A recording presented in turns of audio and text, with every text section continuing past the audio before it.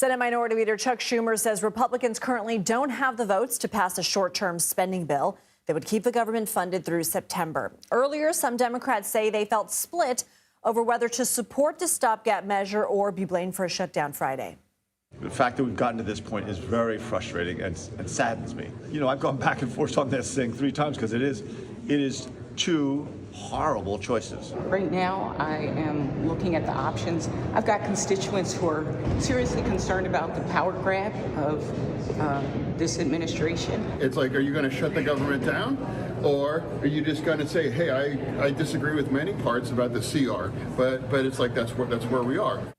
The funding bill passed the House Tuesday night in a 217 to 213 vote. One Democrat voted for the stopgap bill. One Republican voted against it. And the bill increases defense spending and cuts domestic spending. It also allocates more money for immigration enforcement and veterans health care. Let's bring in CBS News congressional correspondent Nikole Killion. Nikole, Senator Schumer says Democrats are unified behind a shorter-term funding bill. Is that feasible 2 days out from the deadline? Well, it's going to be a pretty heavy lift for Republicans to reverse course. You know, this is a 30-day CR, short-term extension that some Democratic appropriators have proposed. It would also just kind of be a clean CR, no reductions in cuts, really. And this would allow congressional appropriators a bit more time to work on a broader set of bipartisan appropriation bills. But when I asked Leader Thune this week whether he would consider it, here was his answer.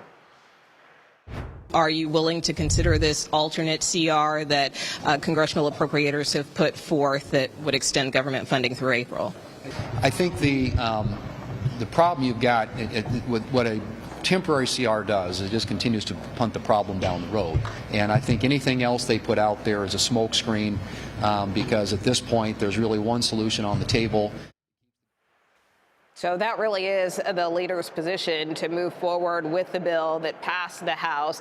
In his view, that is the best path forward. You know, it is possible that perhaps he may allow Democrats to have a vote on this alternative bill, maybe in the form of an amendment, just so they can kind of say, hey, we got to vote for what we wanted. But at this point, no agreement has been reached. So do we have any idea on when a vote might reach the floor?